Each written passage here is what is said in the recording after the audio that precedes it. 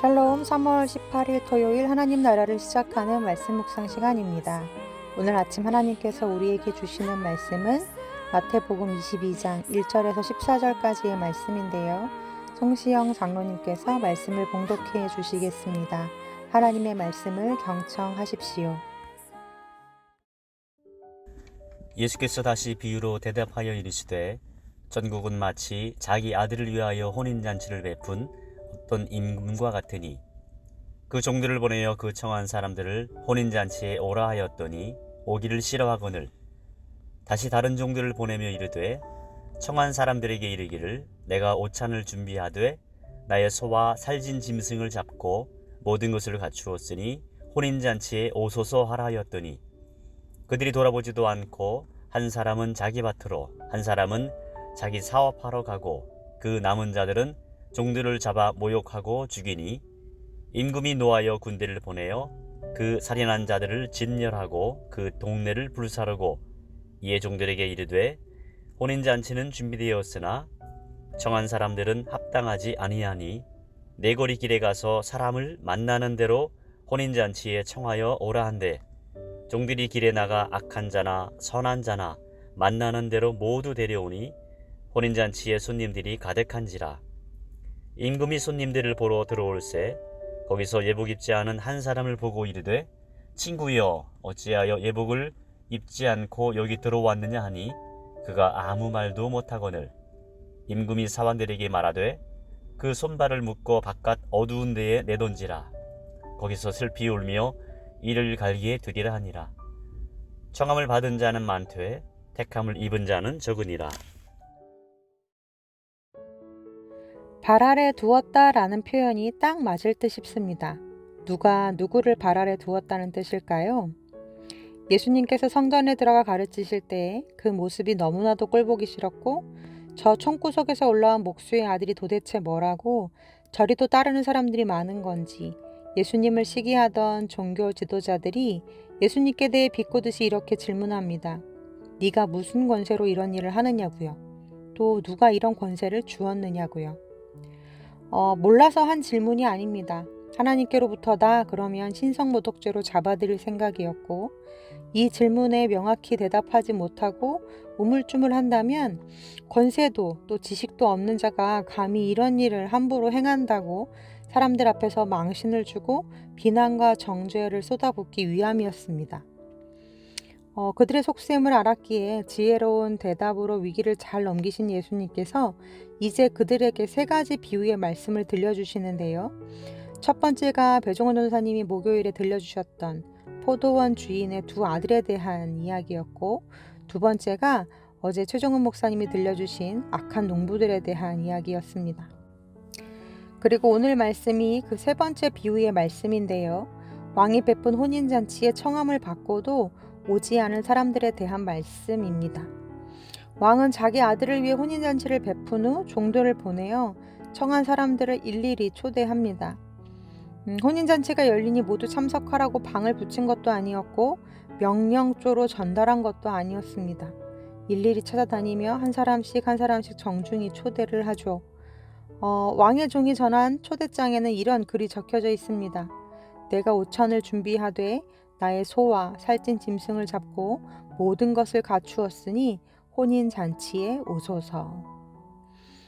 여기서부터도 뭔가 이상합니다. 감히 왕인데 누가 위이고 누가 밑인지 헷갈리기 시작하죠. 다음 구절에 나오는 초청을 받은 사람들의 반응을 보면 더 헷갈립니다. 5절 말씀인데요. 제가 다시 읽어드리겠습니다. 그들이 돌아보지도 않고 한 사람은 자기 밭으로 한 사람은 자기 사업하러 가고 그 남은 자들은 종들을 잡아 모욕하고 죽이니. 네, 그들이 돌아보지도 않고 각자 자기 할 일을 하러 갔다고 합니다. 이 부분을 다른 번역 성경들에서 찾아보면 대수롭게 여기지 않았다, 들은 척도 하지 않았다 라고 번역하고 있는 것을 볼 수 있는데요. 자기 밭에 갑자기 일이 생기고 사업에 큰 문제가 생겨서 부득이하게 참석을 못하게 된 것이 아닙니다. 대놓고 무시를 했다라는 뜻입니다. 감히 왕인데, 왕의 초대인데 말입니다. 왕의 권위를 얼마나 무시했으면 그랬겠습니까? 3절에 보니 그들이 그 잔치에 가기를 싫어했다라고 기록되어 있는데 아무리 싫어도 그렇죠. 왕의 초대라면 그 나라의 백성이라면 응당 아무리 유력한 사람이라도 또 싫어도 가야 하는 게 맞지 않겠습니까? 그러니 발 밑에 두었다라는 표현이 나온 것입니다. 종교 지도자들은 정말 그랬습니다. 예수님을 자기 발 밑에 두었습니다.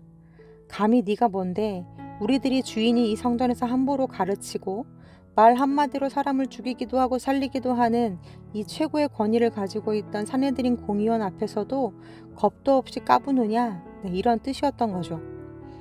혹시 살아오시면서 누군가에게 무시를 당해본 경험이 있으신가요? 어떠시던가요? 진짜 기분이 나쁘죠. 저 깊은 곳에서 화를 넘어 분노가 치솟습니다. 종교 지도자들이 아마도 예수님께 대하여 그랬을 것입니다. 예수님을 자기들 발 아래 두었으니까요.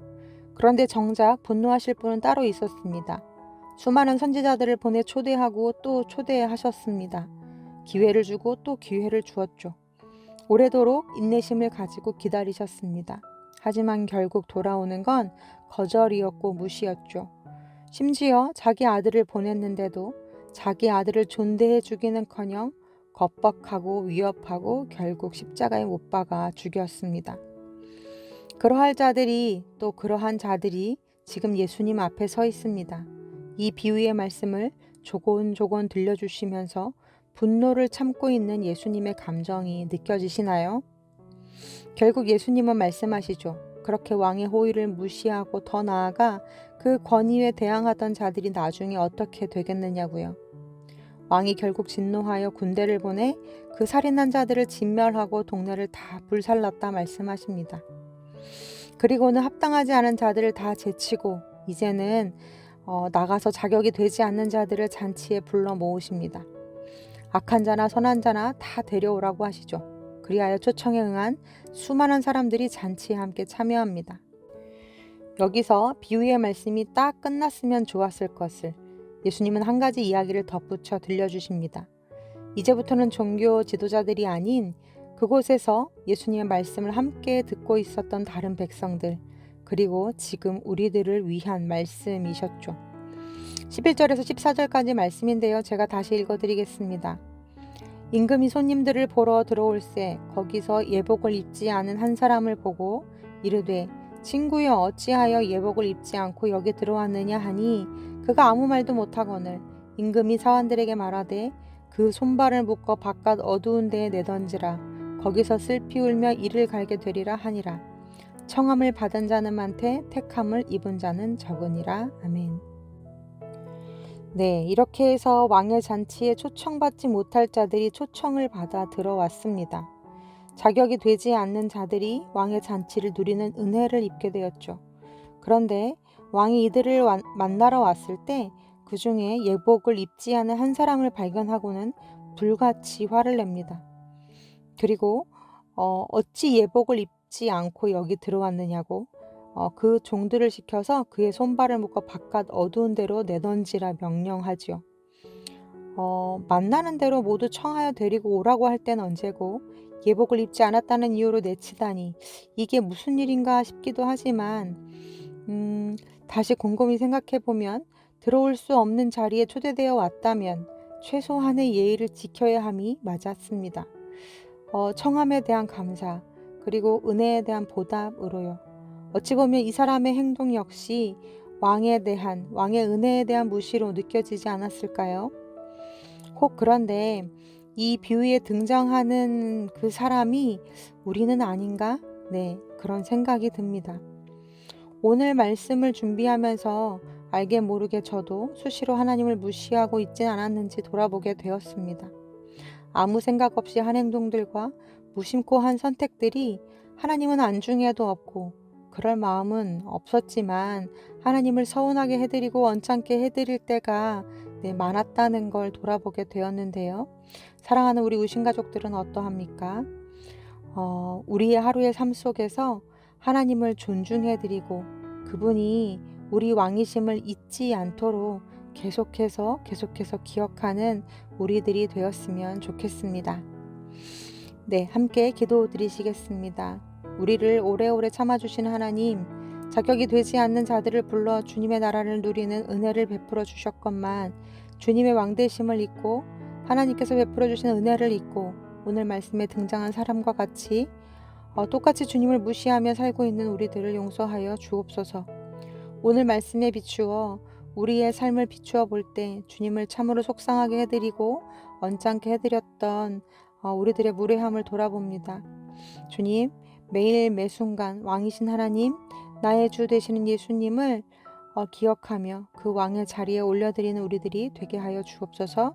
예수님의 이름으로 기도합니다. 아멘. 말씀을 마쳤습니다. 오늘 더 깊은 묵상 시간에는 이 찬양의 가사에 맞추어 주님 당신이 나의 왕이십니다. 다시금 고백하면 좋겠는데요. 당신은 영광의 왕 함께 마음으로 입술로 찬양하시겠습니다.